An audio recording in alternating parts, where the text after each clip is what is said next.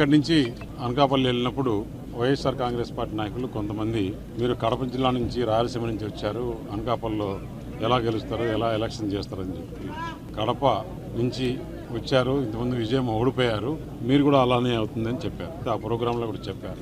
వాళ్ళ బ్రాండ్ వేరు, మా బ్రాండ్ వేరు. వాళ్ళ మాదిరి ఎక్కడ దౌర్జన్యాలు, అక్కడ భూ కబ్జాలు ఇవన్నీ చేయలేదు.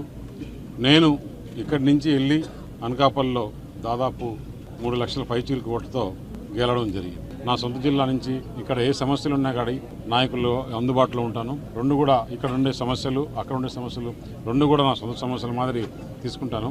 అక్కడని కాదు, రాష్ట్రంలో వాళ్ళు పెట్టిందే పేదలకు ఇల్లు కట్టాలని కాదు. పేదలకు ఇల్లు కట్టాలంటే ఒక సెంటుతో కుదరదు. వాళ్ళ ఉద్దేశమే ఆ స్థలాలతో డబ్బులు కొట్టాలని దాదాపు మొత్తం రాష్ట్రమంతా కోడైకి వస్తుంది. దాదాపు 6,000 కోట్లు ఖర్చు పెట్టారు. దాంట్లో సగం పైగా నాయకులు తినేశారు. అది మొదటి నుంచి కూడా, ఆ రోజు నుంచి కూడా తెలుగుదేశం, భారతీయ జనతా పార్టీ, జనసేన కూడా చెప్పడం జరిగింది.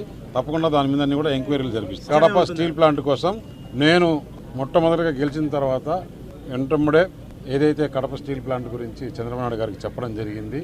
జగన్మోహన్ రెడ్డి గత 5 సంవత్సరాల్లో 2-3 సార్లు ఫౌండేషన్లు మార్చి ఇదని అదని చేశారు, కానీ ఇంతవరకు ఏం జరగలేదు. తప్పకుండా ఇప్పుడు యుద్ధ ప్రాతిక పైన ఆ ప్లాంట్ తీసుకొని వచ్చేదానికి, ఎందుకంటే లాస్ట్లో ఎలక్షన్ల ముందు జరిగింది అది.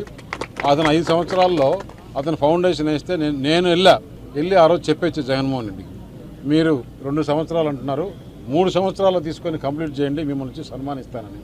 5 సంవత్సరాలైనా కూడా ఆ ఊసే లేదు, అక్కడ ఏం లేదు, స్థలం మార్చాడే తప్పితే ఇంకొకటి లేదు. తప్పకుండా ఏదైతే ఉండిందో చంద్రబాబు నాయుడు గారితో నేను నిన్న కూడా డిస్కస్ చేయడం జరిగింది అనకాపల్లిలో. ఆయన విశాఖపట్నం వచ్చాడు.